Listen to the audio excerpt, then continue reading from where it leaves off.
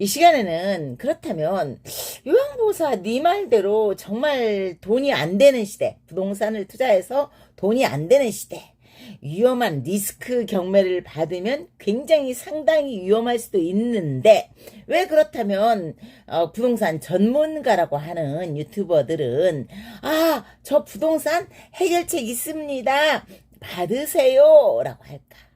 뚝뚝뚝뚝 떨어져서 24%까지 갔어. 30%대면 낙찰 받아. 그럼 적어도 몇 억을 버는데, 진짜로 몇 억이 보장돼 있다면, 보세요. 단기간에 몇 억이 보장돼 있다면 대출이라도 사돈네 8천 돈이라도 갖다가 그 투자해서 돈 남기고 차익 남기고 정리하면 되겠죠. 근데 그렇게 안 하잖아. 왜? 못 벌 수 있는 가능성과 벌 수 있는 가능성의 그 비율을 따져봐야 돼. 비율. 못 벌 수 있는 비율이 벌 수 있는 비율과 어떻게 될까? 자, 상충되는 서로 상반된 그 결과죠. 자, 그러면 못 벌 수 있는 비율이 2%야. 벌 수 있는 비율이 98%야.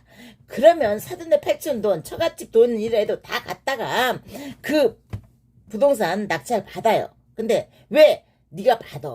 그리고 내가 수수료 받을게 라고 할까? 자, 내가 직접 투자하면 이만큼도 받을 수 있겠, 벌 수 있겠지만, 내가 이 돈을 벌 수 있는 기회를 너한테 양보할게. 대신 수수료만 나한테 줘. 네가 그걸 낙찰 받았을 때 얼마 막 이러면서 이야기를 왜 할까요? 자, 돈을 벌면 2억을 벌 수 있는 기회를 그 경매, 알선, 중개 수수료만 받는단 말이죠. 근데 사실 그 알선하는 분들 보면 공인중개사도 아니야. 사실은 그 알선이라는 건 공인중개사, 그것도 해당 법원에 신고한 중개사만 할 수 있는 일이에요. 공인중개사 아닌데 그런 거 하는 사람 다 사실은 신고 대상이야. 근데 그렇게 하고 있단 말이야. 법원 경매 알선은 특히나 위험한 짓이에요. 물론 이제 뭐 지지 옥션이나 이런 데는 당연히 등록하고 하죠. 법원에 다 등록돼 있으니까 사진도 찍으러 가고 다 하잖아요. 그런데 개인이, 등록되지 않은 개인이 그런 짓을 하는 건 굉장히 위험한 일이죠. 본인에게도 위험할 뿐만 아니라 그걸 낙찰받는 그분도 굉장히 위험해. 돈을 날릴 수 있는 위험이 있는 거죠. 자, 왜 그런 짓을 하냐? 돈을 번다고 해야 누군가 그 건물에 관심을 갖고 낙찰을 받을 거 아니에요. 그래야지 돈을 내 주머니에 알선 수수료가 나오는 것이지.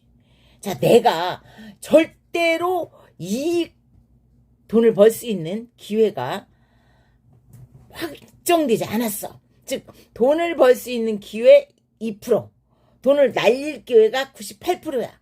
그래도 이 2%를 부각시켜서 98%를 아니라고 하고 2%를 그 브리핑을 해서 투자하게 하면 나는 알선 수수료를 받잖아요. 자, 2%의 이득과 98%의 리스크를 계산한다면 제로선이 있겠죠. 그 알선 수수료를 나는 그냥 먹을 수 있어. 좀 어렵나요? 어렵지. 그냥 쉽게 들어요.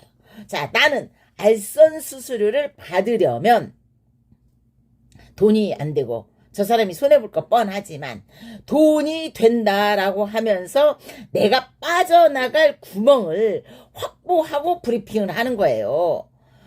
자, 돈을 날렸어. 그래서 이분이 나한테 문제를 걸어와. 그런데 나는 이런 브리핑을 이미 했어. 라는 그 조건으로 이 위기를 빠져나갈 수 있는 거야. 네가 날린 거는 그럼에도 불구하고 네가 처리를 못했네가 되는 것이죠. 이해가시죠? 돈을 못 번다, 이런 위험이 있다라면 아무도 그 건물에 투자하지 않을 것이니까. 자, 그리고 또한 내가 유료로 유튜브 방송에 내가 우리나라에서 꽤 알려진 경매꾼입니다. 제가 미국에도 살고 그 경매장에 별로 안 갔지만 내가 딱 경매장에 가면 고수들은 여기 대박 물건이 있다 알아챕니다. 그래서 잘 안 나갔어요, 옛날에. 그러다가 어쩌다 나가면 이제 구경 온 것처럼 하고 한번 쓰고 그랬습니다. 근데 구경 온 것처럼 해도 다 알 건 알지. 그러니까 이제 지금은 내가 나가면 그 다른 사람이 꼭 쓰는 사람이 있어. 쓸까 말까 이제 관망하러 갔다가 딱 내가 나타나면 이 물건이네. 내가 관망하는 이 물건. 그리고 탁 써. 날리지. 내가 하나마나. 별로 효과가 없어. 근데 나는 최저가를 써요. 주로. 타이밍에서. 근데 그 사람은 쫙 올려 쓴단 말이야. 나보다 5천만 원 높겠어.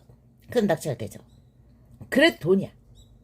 리스크가 없는 거니까 사실은. 많은 리스크가 보이지만 리스크가 없는 물건들이 있어요. 경매에. 그 물건이니까. 그래서 이제 그걸 낙찰을 받아. 사실 리스크가 있다 해도 해결 가능한 리스크는 리스크라고 안 보거든 나는. 해결 가능해. 가령 이제 창문 하나를 해서 오히려 구청에 불법 건축물 등재가 됐는데 그 창문만 부시면 그 등재가 말소가 돼. 그런 건 리스크 없는 거잖아. 창문 뜯으면 되지. 베란다에 있는 창문 까짓거 뜯는 거 뭐.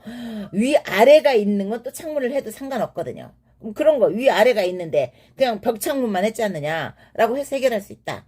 이런 거는 리스크 없는 거거든요. 그러니까 그런 물건만 경매를 받으셔야지 뭐 유튜브 보고 돈이 된다더라. 개인 알지도 못하는 개인 공인중개사도 아니야. 이런 분들한테 소개를 받고 내 돈 큰 돈 투자해야죠. 보통 누군가에게는 큰 돈의 개념이 다 달라요. 뭐 10억이 큰 돈일 수도 있고 몇 천만 원이 큰 돈일 수도 있고 그렇죠. 그 돈 투자했다가 폭삭 사그러지잖아요. 그러면 안 되잖아. 자, 오늘 방송은 뭐였을까요? 목적이 유튜브에서 돈 버는 부동산이라고 방송을 하는 것은 실제로 돈을 벌 확률이 실패할 확률보다 높아서가 아니라 실패할 확률이 훨씬 98%고 돈을 벌 확률이 2%래더라도 이 2%를 그냥 고지만 하면서 투자를 하게 해야 알선 수수료가 나오고 또 유료 방송 하잖아요. 특히 경매 방송은 유료 많이 하죠. 그 유료 방송을 통해서 방송 소득을 누릴 수 있기 때문이다라는 그 이야기를 한 거예요.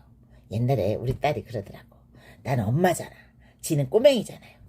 그러니까 이제 내 딸이잖아. 그러니까 가족은 객관적으로 안 보이거든. 그래서 유명한 유튜버에게 가서 투자를 의뢰를 하겠대.